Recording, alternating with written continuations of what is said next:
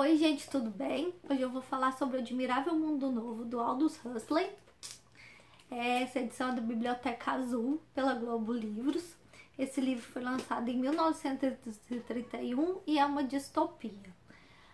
Para mim, todos os autores que escrevem sobre distopia são muito atentos ao que acontece na sociedade em que eles estão inseridos, na época que eles vivem.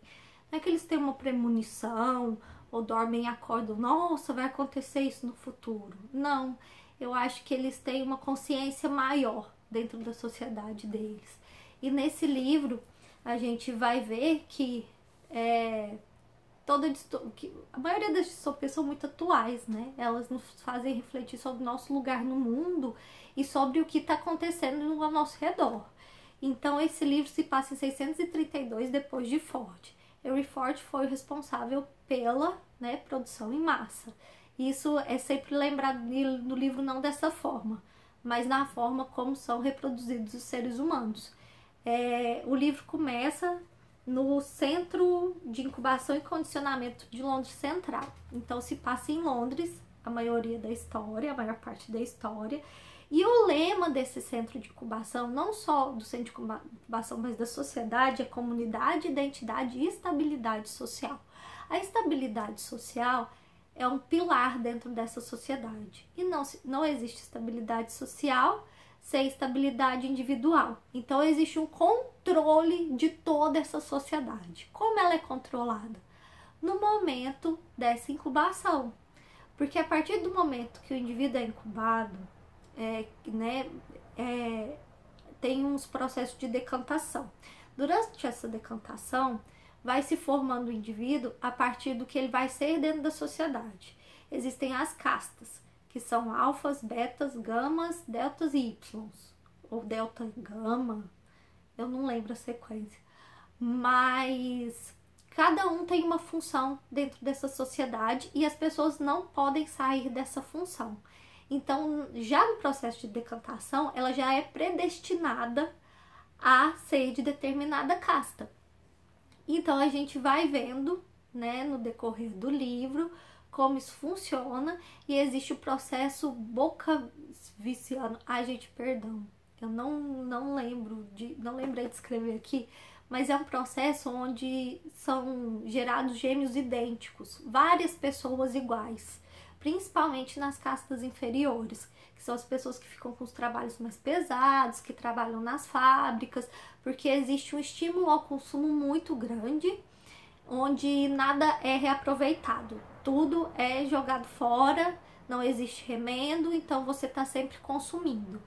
É uma sociedade onde se estimula muito o sexo é estimulado desde a infância, e as pessoas são condicionadas a não gostarem de livros e nem gostarem da natureza, porque isso faz as pessoas pensarem.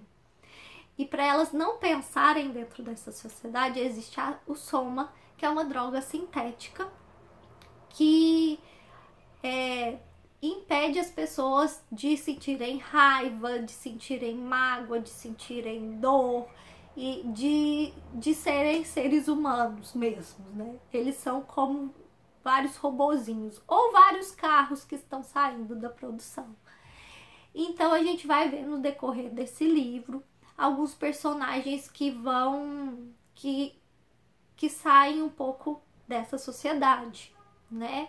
A gente tem o Bernard Marx, que é um psicólogo que conhece todo esse processo de condicionamento. Esse processo de condicionamento é feito pela hipnopídia, que é a tentativa de transmitir informações para uma pessoa adormecida, geralmente através de uma gravação de som. Atualmente é uma tentativa. No livro já é um sucesso. E hoje em dia a gente tem alguns recursos, digamos assim, de condicionamento para bebês, bem parecidos com esse, que é o sono REM. Quando o bebê está no sono REM, que ele entra nesse sono REM, você vai perceber que quando ele começar a entrar no sono profundo, você começa a conversar com esse bebê e dentro disso você vai condicioná-lo a fazer o que você quer, digamos assim. Por exemplo, você quer que ele coma na hora do almoço, então você vai falar para ele que ele vai comer. Ou às vezes você quer passar alguma informação para ele, aí você passa durante o sono. Já acontece isso, gente.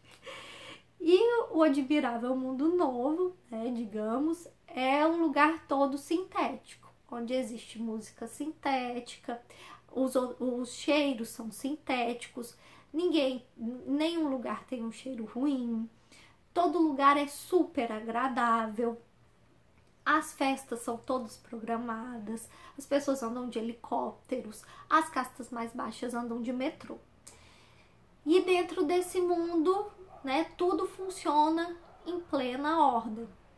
E o Bernard questiona esse mundo, ele se sente sozinho, as pessoas não podem se sentir sozinhas, elas estão sempre felizes.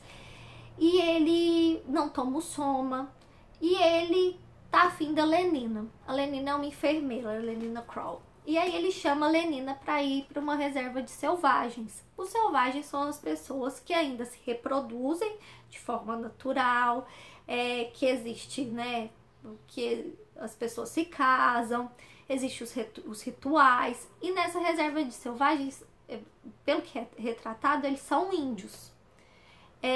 Não se fala por que são somente índios, eu não entendi por quê. E eles adoram uma águia, que eu esqueci o nome, e Jesus Cristo. E no livro diz que não há livros também nessa sociedade, nessa comunidade, digamos assim. Então eu acho que eles, né, na minha concepção, que eles conheceram Jesus Cristo e os outros deuses que eles adoram através da tradição oral. Então, no Admirável Mundo... E aí eles vão pra lá e encontram a Linda e o John. A Linda veio, né, do Admirável Mundo Novo, eu vou colocar assim, o Admirável Mundo Novo. E porque ela foi pra reserva selvagem com o diretor de incubação há uns anos atrás. Ela se machucou, se perdeu, os índios acolheram e ela teve um filho, porque ela parou de tomar os remédios. Porque as mulheres são condicionadas a tomar os anticoncepcionais sempre na hora certa, através dessa hipnopídia, e as mulheres ainda são pedaços de carne nessa sociedade, tá, gente? A nossa função, né, não mudou, né? Mas a gente lutou muito, lutaremos mais. Mas enfim. E aí chegando, o John... Eles conhecem o John, ele tem 18 ou 19 anos, e a Linda ensinou o John a ler.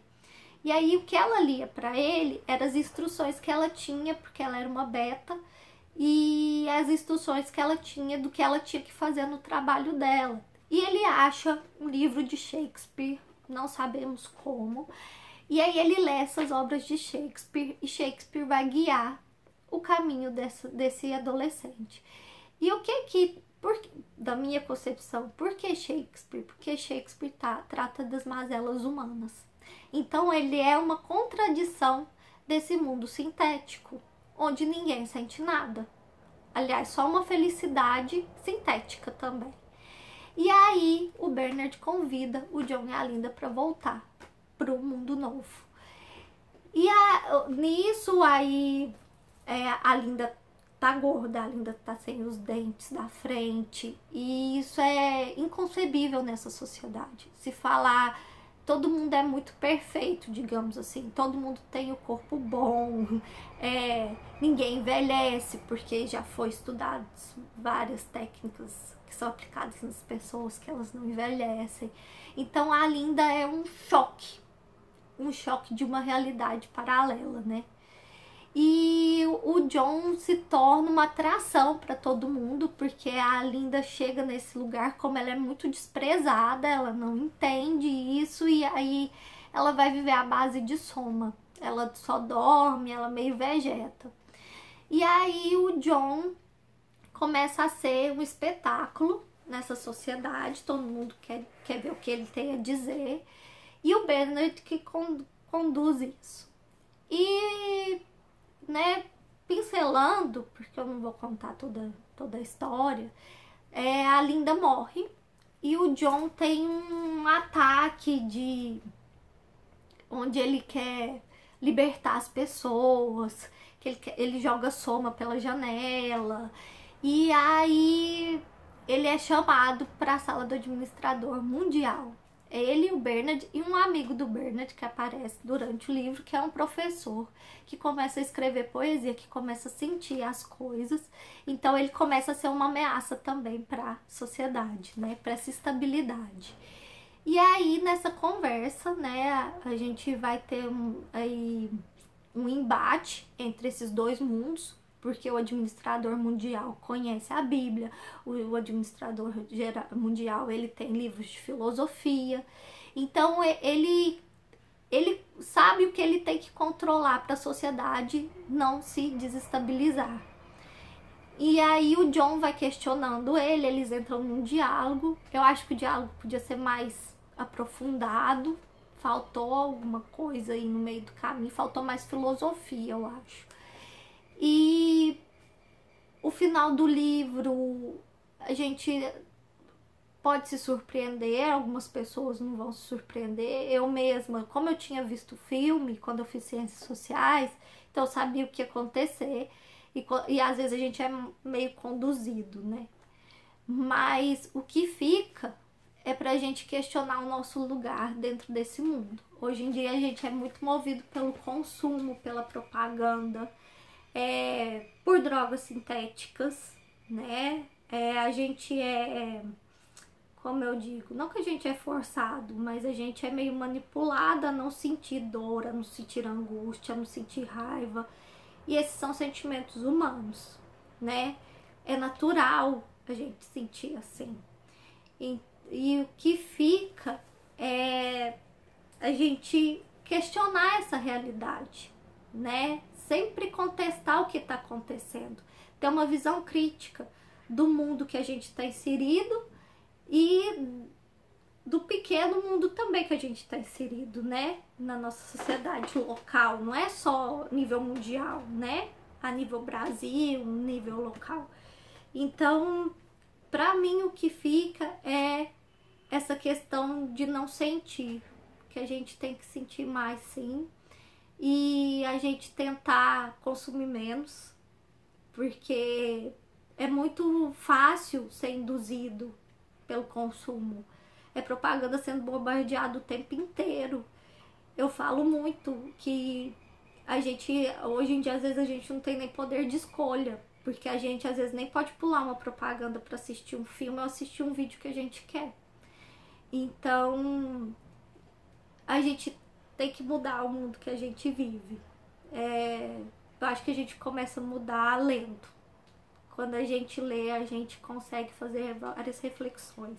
É o caso do Admirável Mundo Novo. Não é um livro, pra mim, que livro! Mas ele traz algumas reflexões filosóficas, antropológicas, culturais, que valem a pena ser lidas, tá? Então, fica aí meu recado. Eu espero que vocês tenham gostado. Quem não leu, leia. É até uma leitura rápida, sabe? Ela flui. E me contem o que vocês acharam. Então, um beijo e até logo. Tchau!